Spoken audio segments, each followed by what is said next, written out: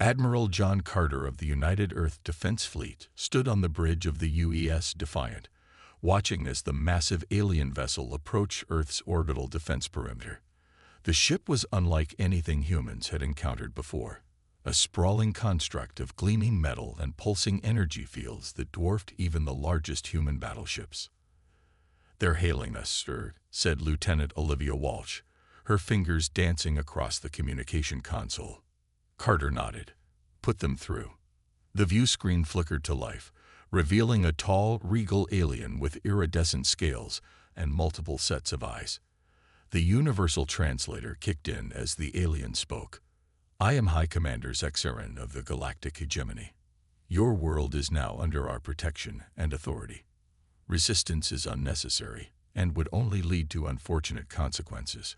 Carter's expression remained neutral, but his eyes hardened. "This is Admiral John Carter of Earth.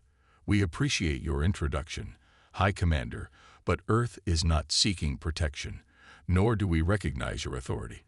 We are a sovereign species."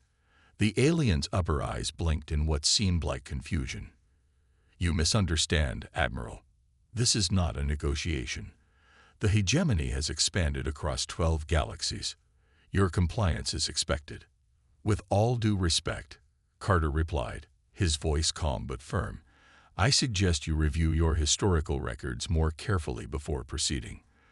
The hegemony may have conquered many worlds, but you've never faced humans before." He paused, letting his words sink in. "For your sake, I hope you never have to." The communication ended, and the bridge fell silent.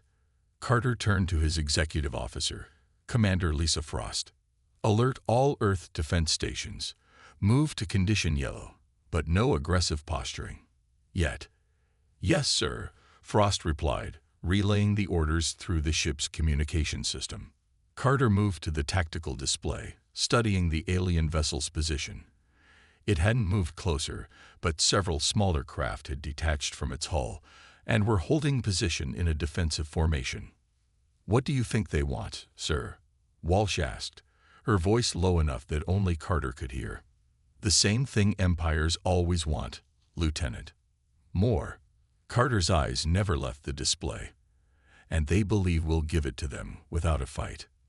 The tactical officer, Major Sam Green, approached with a data tablet.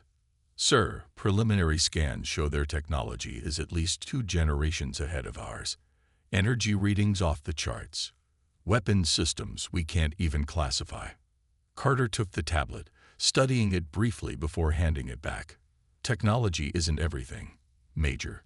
History is filled with technologically superior forces that were defeated by determined resistance." "So we're going to fight?" Green asked. Carter shook his head. "Not yet. First, we talk. Then we prepare. Fighting is always the last resort." He paused, watching as more alien ships emerged from what appeared to be some form of faster-than-light travel. "But if it comes to that, we'll show them why they should have heeded our warning." As the alien armada grew in number, communications from Earth's governments flooded in.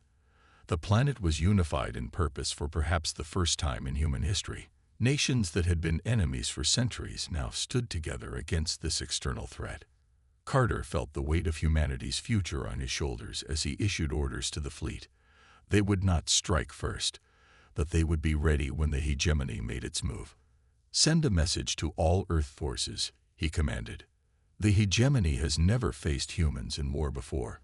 If they force this conflict, we'll make sure they never forget their mistake." 2 Earth days later, a delegation from the hegemony arrived at the Lunar Diplomatic Center. High Commander Zexaran was accompanied by several advisors and a contingent of guards in gleaming armor. Ambassador Susan Rivera led the human diplomatic team, with Admiral Carter and General Paul Martinez present as military advisors. "We have reviewed your civilization's development," Zexaran began, his voice echoing in the chamber. "Impressive for such a young species, but ultimately irrelevant. The hegemony offers protection, advanced technology, and a place within our hierarchy. Hundreds of species have benefited from our rule." Rivera smiled politely. "And how many of those species joined willingly?" The alien hesitated before responding. Willing or not, all now prosper under our guidance. General Martinez leaned forward. Let me be clear, Commander. Humanity has spent its entire history fighting. Against nature, against disease, against each other. War is in our DNA. For the first time in our history, we're united as one people. We don't want conflict with the hegemony, but make no mistake, we'll fight if provoked. Is that a threat? One of Zexaren's advisors hissed. No, Admiral Carter said quietly. It's a warning. From one sentient species to another. Run. Return to your empire and leave us in peace. Because if you force this conflict, neither of us will emerge unscathed. The meeting room fell silent. The hegemony representatives exchanged glances, clearly unused to such direct language from a species they viewed as inferior. Zexaren's scales shifted color slightly, a sign of irritation according to the briefings the human team had received. You speak as if you have a choice in this matter. The hegemony's reach is vast. We control resources you cannot imagine. We understand exactly what we're facing, Rivera countered. But you need to understand what you're facing. Humans don't surrender easily. We fight hardest when backed into a corner. One of the alien advisors whispered something to Zexaren, who nodded slowly. Perhaps we have been too direct in our approach. The hegemony can be patient. We will give you time to reconsider our generous offer. That would be wise, Carter said. In the meantime, we request that your ships maintain a minimum distance of 1 astronomical unit from Earth. You are in no position to make demands, Zexaran replied. Martinez smiled, but it didn't reach his eyes. It wasn't a demand. It was a suggestion for your safety. As the meeting ended, Rivera walked with Carter through the lunar facility's observation deck. Earth hung in the blackness of space, blue and beautiful. Do you think they'll listen? She asked. Carter shook his head. No. Their empire has never known defeat. They can't conceive of failing to subjugate us. Then war is inevitable. I'm afraid so. Their scouts are already establishing a forward base on Phobos. Our intelligence suggests they're gathering a larger fleet just beyond Neptune's orbit. Rivera sighed. I'll inform the United Earth Council. All nations need to prepare. They won't wait long, Carter warned. The hegemony believes in overwhelming force. When they attack, it will be with everything they have.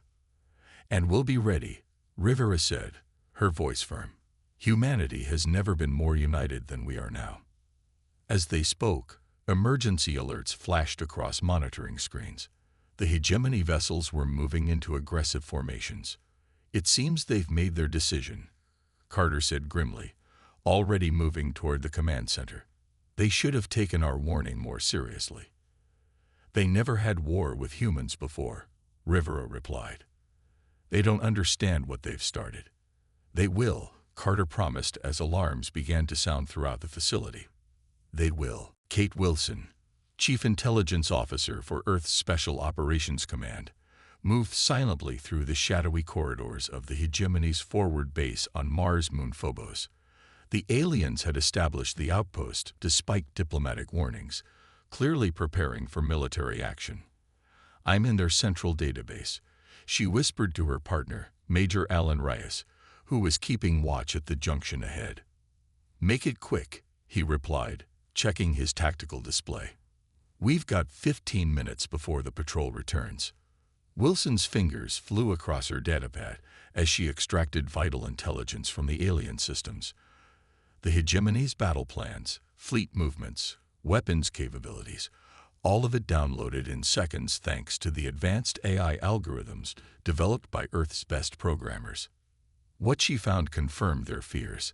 The hegemony wasn't just planning an occupation. They intended the complete subjugation of Earth, with processing centers for humans they deemed resistant to their rule. Ellen, they've never encountered serious resistance before, she said as they made their escape. Their entire military doctrine is based on overwhelming force against minimal opposition. They have no concept of guerrilla warfare, asymmetric conflict, or the sheer stubbornness of human resistance. Then they're about to get an education, Rise replied grimly. They moved through the maintenance shafts of the alien base, avoiding the regular patrols. The hegemony's security was sophisticated but predictable. Another weakness born from centuries of easy victories. 5 minutes to extraction, Wilson noted, checking the timer on her wrist display. A sudden alarm blared through the facility. Rice cursed under his breath. They've detected the data breach. Doesn't matter, Wilson said. We've got what we came for. They reached the outer airlock where their stealth shuttle waited. As Rice worked to override the lock, Wilson prepared their defenses. It wouldn't be long before the hegemony forces found them. The door at the end of the corridor hissed open, revealing 4 alien soldiers in combat armor. Wilson didn't hesitate. Her particle pistol fired 3 times, dropping the first soldiers before they could react. Doors open, Reyes called. Wilson threw a proximity mine into the corridor and backed through the airlock. The explosion rocked the structure as they sealed the outer door. Control, this is Phantom Team, Wilson said into her comm unit as they boarded their shuttle. Mission accomplished. We're coming home.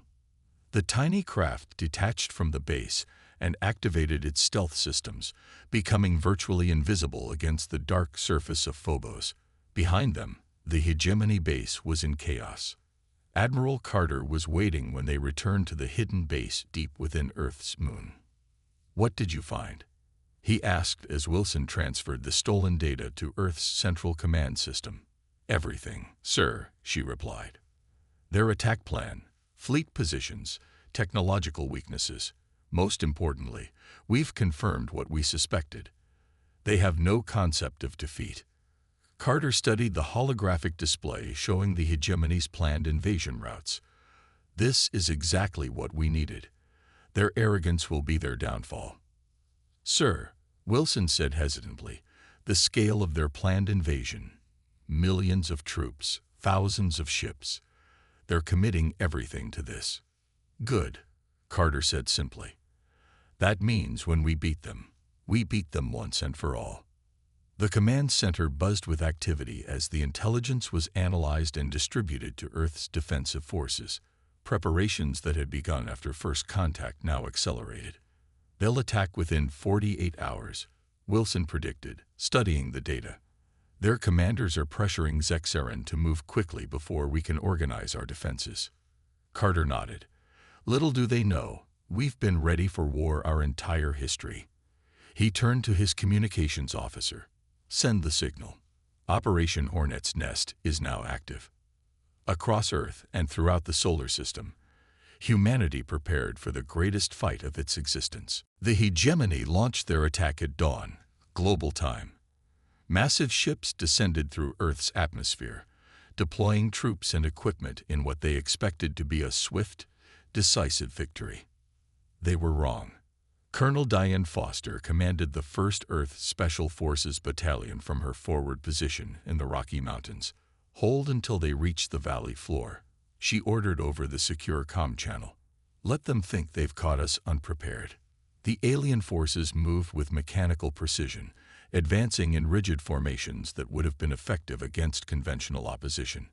They had no experience with the kind of warfare humans had perfected over millennia. Now Foster commanded when the enemy reached the designated position. The mountainsides erupted. Concealed railguns, missile batteries, and energy weapons opened fire simultaneously. The narrow valley became a killing field as the alien formation disintegrated under the onslaught. Similar scenes played out across the planet as the hegemony's troops encountered not the disorganized resistance they expected, but a unified, coordinated defense that had been preparing for this moment since first contact. From his command center in the depths of the Himalayas, Admiral Carter watched the tactical displays. Transmit to all hegemony channels, he ordered. The same message, on repeat. Across every frequency the aliens used, in their own language, a single message played. We warned you to run. It's not too late to leave. The hegemony commanders were shocked by the ferocity of human resistance. Their tactical doctrines, developed over centuries of successful conquests, proved useless against enemies who refused to follow the expected patterns of warfare. Their forces are retreating in sectors 7 through 15, reported Commander Lisa Frost, her eyes tracking the battlefield displays. They're attempting to regroup in orbit. Carter nodded. Activate the orbital defense grid. Don't destroy their ships unless they fire first. Let them see what they're up against. In space, the hidden satellites that Earth had deployed in the months since first contact revealed themselves. Thousands of defense platforms, each armed with weapons that could cripple even the largest hegemony vessels, powered up simultaneously. On the hegemony flagship, High Commander Zexaren watched in disbelief as his invasion forces were repelled on all fronts. Impossible, he muttered, his scales shifting to a pale ashen color that reflected his shock. They are a primitive species. How could they have prepared such defenses? His tactical officer, trembling slightly, approached with new reports. Commander, the humans have activated orbital weapons platforms. Our ships are surrounded. They anticipated our every move. Order a strategic withdrawal, Zexaren commanded. Regroup the fleet behind their moon. Sir, many of our ground forces are still engaged. If we withdraw now. Do it, Zexaren hissed. We must reassess our strategy. Back on Earth, Foster's battalion pursued the retreating alien forces, capturing valuable equipment and taking prisoners when possible.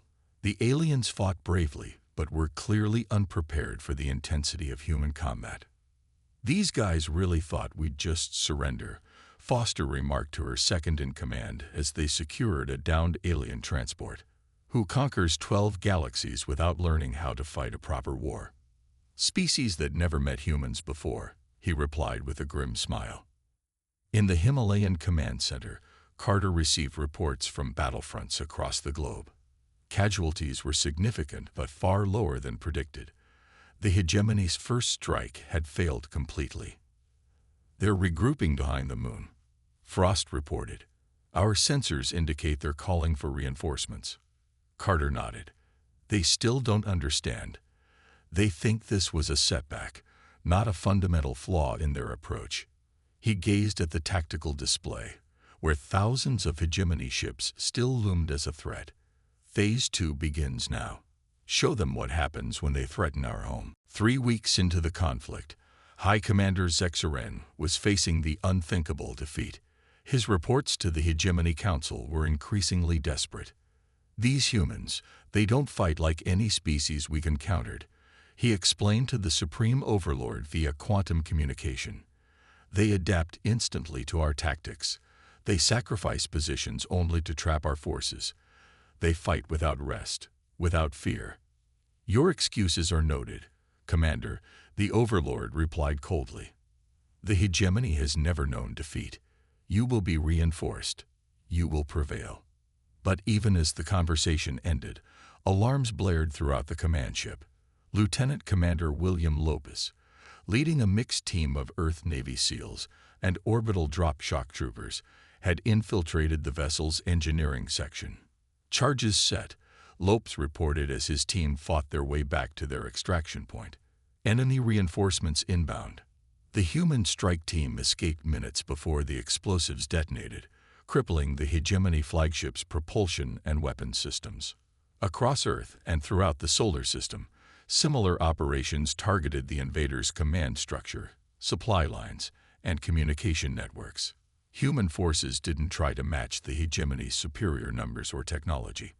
They simply made it impossible for those advantages to be effectively utilized. This isn't war as they understand it, explained General Martinez in a briefing to Earth's unified command. They expect submission after a show of force. They've never had to fight for every inch of territory against an enemy that refuses to recognize defeat. The hegemony had dispatched 3 more invasion fleets, each larger than the last. Each met the same fate: ambushed, divided, and systematically dismantled by smaller but more agile human forces. In orbit around Jupiter, Captain Laura Bennett commanded a small squadron of Earth interceptors. Her target was a massive hegemony supply convoy, attempting to reach the remaining ground forces on Earth. "All ships, attack pattern Delta," she ordered. "Hit and fade, just like we practiced." The human ships darted between the larger alien vessels, their weapons targeting engines and navigation systems, rather than attempting to destroy the heavily armored hulls. Within minutes, the convoy was in disarray, ships colliding with each other as they lost control. "Second wave, move in," Bennett commanded. Another squadron appeared from behind one of Jupiter's moons, deploying boarding teams to capture the disabled vessels and their valuable cargo. On Mars, Colonel Foster's battalion had been expanded into a full division. They now controlled most of the planet, having driven the hegemony forces back to their original landing zones. "They're still fighting by the book," Foster told her officers during a field briefing. "A book that wasn't written for this kind of war." Back on the damaged hegemony flagship, Zexaran watched his empire's greatest military force crumble before what should have been an insignificant opponent. "We've lost contact with the Europa outpost," his communications officer reported. "The humans have taken control of all our facilities on Mars. Our supply lines through the asteroid belt have been cut." Zexaran's scales had faded to a dull gray, a sign of extreme distress in his species. How can they be everywhere at once?" "They're not, sir," his tactical officer explained. "They're simply targeting our vulnerabilities with precision while creating the illusion of greater numbers." "The Supreme Overlord demands results," Zexaran said quietly. "If we cannot deliver victory, we will face consequences worse than what these humans inflict." As if to punctuate his words, another explosion rocked the ship. Human forces had launched yet another strike, this time targeting the vessel's life support systems. "Sir," his second-in-command said hesitantly, "perhaps we should consider the humans' warning. Perhaps we should run." Zexaran stared at the tactical display, watching as more red indicators showed hegemony forces in retreat or destroyed. For the first time in his long career, he considered the unthinkable, acknowledging defeat. "Prepare my shuttle," he said finally. "I will speak with the human leaders directly." 6 months into the war, the hegemony's invasion force was in tatters. Their supply lines were stretched thin, their commanders demoralized, their troops increasingly reluctant to engage human forces directly. Admiral Carter and Ambassador Rivera arranged a meeting with High Commander Zexaran aboard a neutral vessel in high Earth orbit. "Your species has fought admirably," the alien commander conceded, his once proud bearing now diminished by exhaustion and defeat. "The hegemony is prepared to negotiate terms for our withdrawal." "There are no terms to negotiate," Rivera replied calmly. "You will remove all your forces from our solar system immediately. You will acknowledge Earth's sovereignty and our right to expand peacefully into space, and you will carry a message back to your hegemony." "What message?" Zexaran asked warily. Admiral Carter leaned forward. "We've only shown you a fraction of what humanity is capable of. We've fought defensively, protecting our home. But make no mistake, if the hegemony ever threatens Earth again, we won't stop at defense. We will bring the war to you." "Is that a threat?" Zexaran asked, echoing his advisor's words from months earlier. "No," Rivera said, her voice soft but implacable. "It's a promise. We warned you once to run. This is your final warning."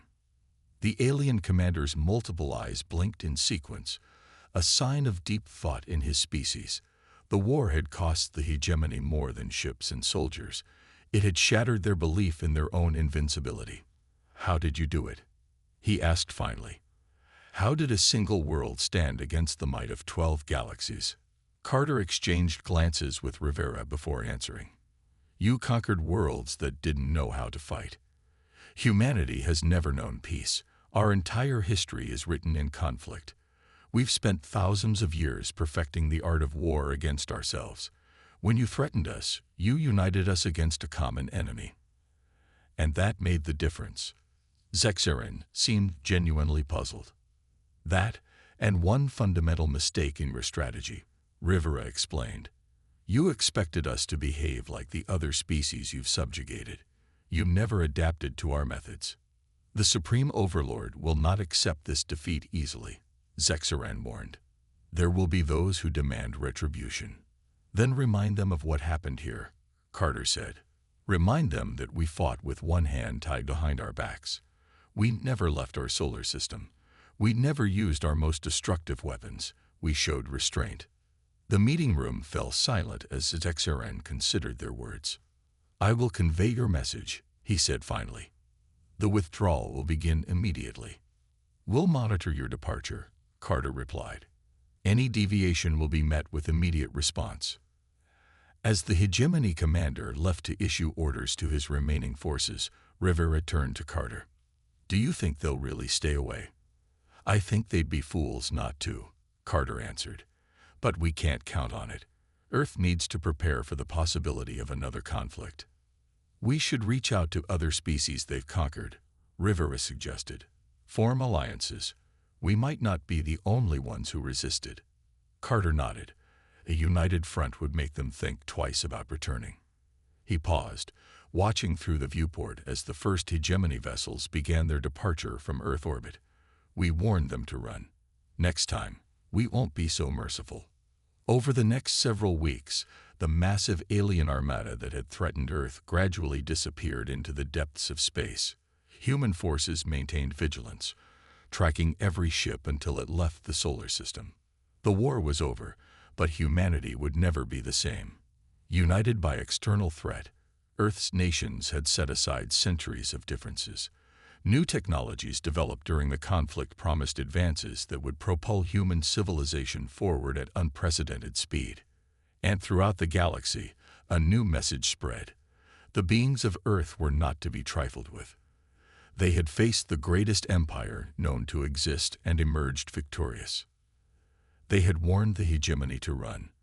And finally, the hegemony had listened. 5 years later, Ambassador Susan Rivera stood on the observation deck of the newly constructed diplomatic station at the edge of the solar system. Beside her stood Zexaran, now serving as the hegemony's chief diplomatic envoy to Earth. Your people have surprised us at every turn, the alien admitted, watching as ships from a dozen species, both human and alien, moved through the bustling trade hub. Not just in war, but in peace. Humans are contradictory by nature, Rivera explained. We're capable of terrible violence, but also remarkable compassion. We fought to protect our home, but we've never sought conquest.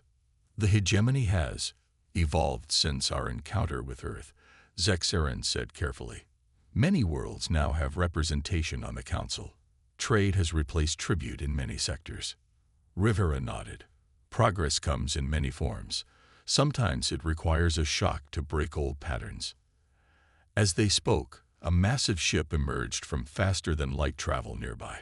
The UES Horizon, humanity's first true exploration vessel, designed to seek out new civilizations beyond known space. They still don't understand, Zexaran said, indicating the hegemony delegation watching the ship with wonder. Why, after defeating us, you chose to engage in diplomacy rather than conquest? Why you're now exploring rather than expanding your military power? Perhaps someday they will, Rivera replied. But in the meantime, they've learned the most important lesson, that some warnings should be heeded.